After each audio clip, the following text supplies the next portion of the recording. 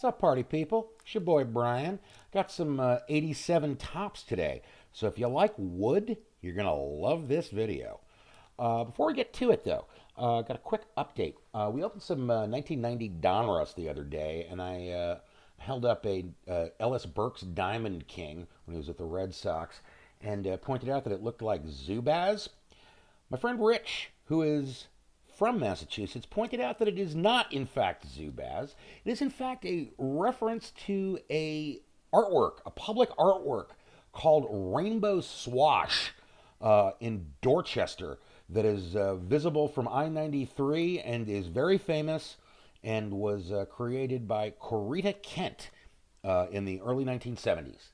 And I think he's right. So thank you, Rich. I appreciate you, even though you went to Harvard. Anyway, let's get to these woodies. So excited. So excited. I'm going to chew the gum. It is not as crispy as I thought it was going to be. And that's somehow even more frightening. I'm not really thrilled about that. Rick Honeycutt with the Dodgers. When Honeycutt was with the Mariners, he was thrown out of a game for scuffing the ball with a thumbtack that was kind of like taped to his hand. And when he left the mound, he kind of went to wipe the sweat off of his brow and scratched his entire forehead with the thumbtack. So it didn't work out so well. We got young Terry Francona with the Cubs. There's a picture taken at Shea Stadium. It's a good stance. Psycho Steve Lyons with the White Sox. John Butcher. I don't know who he is, but that's a nice chin dimple.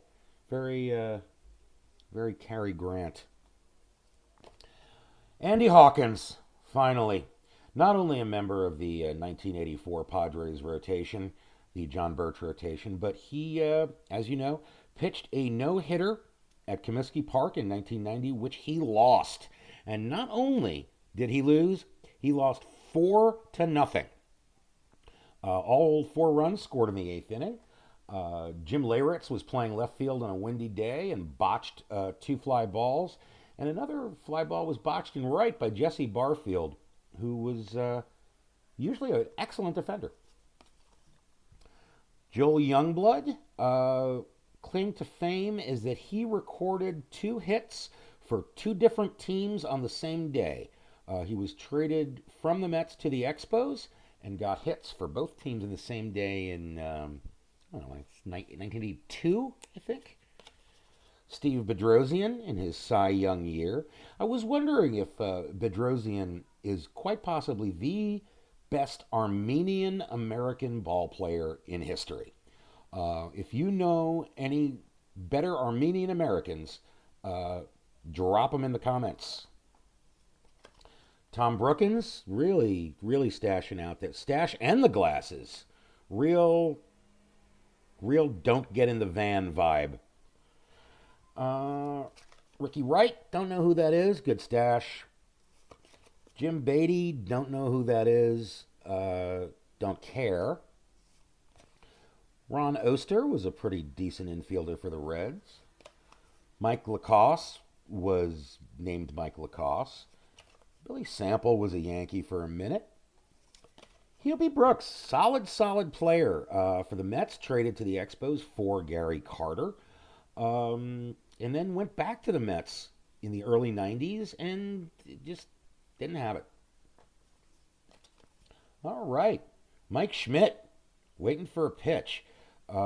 Judging by the unis in the dugout, this looks like this was taken at Stade Olympique in Montreal.